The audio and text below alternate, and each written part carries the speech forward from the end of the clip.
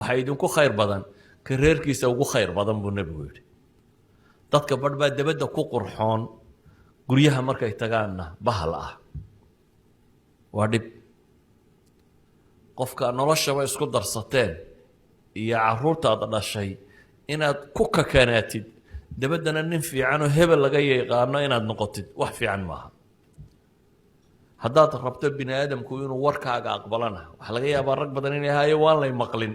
salaanta waxaanu sheega ma maqasho carruurtu ma maqlaan dabeetana guriga markuu soo galo waa awaamir iyo dagaal haddaad rabto in dadku caqligoodu ku aqbalo waxaa ka horeeya qalbigooda inaad furtid qofkaad qalbigiisa furi kari weydid caqligiisa ma furi kartid qalbiga maxaa lagu furaa alxanaan walxub walkalima ayiba qofka aad si fiican ula hadasho tusaale yar carruurteennu guriga waa ka sii cararaan markay kindergarten xadaanada meesha carruurta lagu hayo iyo iskuulkiiyo way jecel yihiin maxaa jira iskuulka markuu soo galo ama ka yari markuu xadaanada soo galo ee habarta joogtaa dhunkanaysa intay u fadhiisato ayay hag siinaysa laabta u saaraysa dabeetana waa soo dhaweynaysaa waa fadhiisinaysaa dharbay ka bixinaysa markuu ka imanayana hag bay soo siinaysaa adiguna markuu guriga soo galana fadhiiso war baad ku bilaabaysaa dee iyadu kaa jeclaanaya hadday saatay waxaan uga jeedaa qalbiga qofkaa la furaa dabeetana caqligiisa kuu furmaya nebi moxamed calayhi salaatu wasalaam wuxuu leeyahy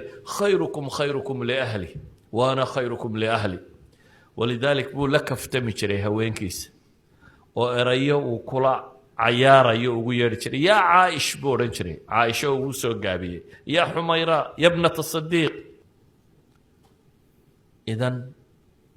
waxay caaisha tilmaamaysaa xataa inuu la beratami jiray inuu la beratamay nebigu calayhi salaatu wasalaam intaa iyadoo ciidan lala socdo uu ka soo yaro hadheen oo iyada iyo nebigu ay soo hadheen ayuu la beratamay markaasay ka dheeraysay beriga inanta yar ahayde fududayd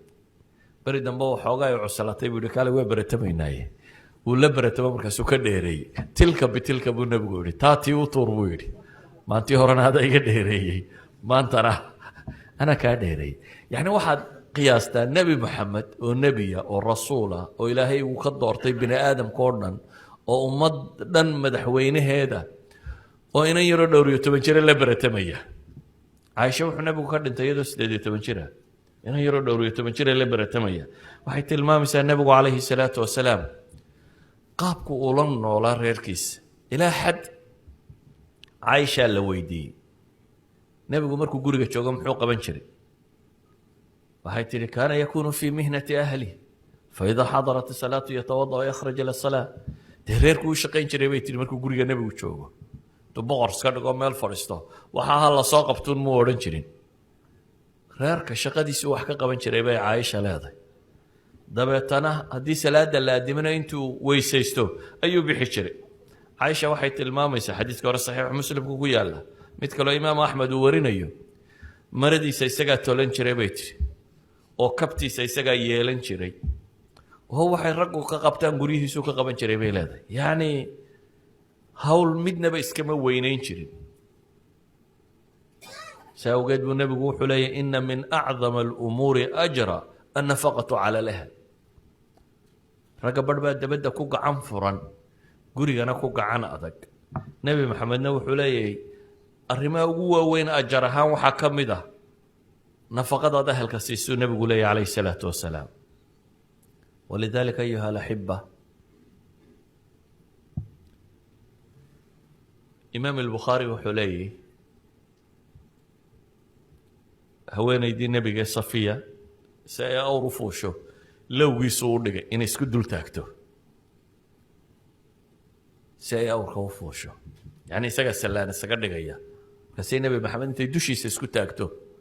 ayay awr fuulaysaa waxaad ka garan kartaa siduu ula dhaqmayey khadiijo dhimatay haweenaydiisii hore ee dhimatay radia allahu canha wa ardaaha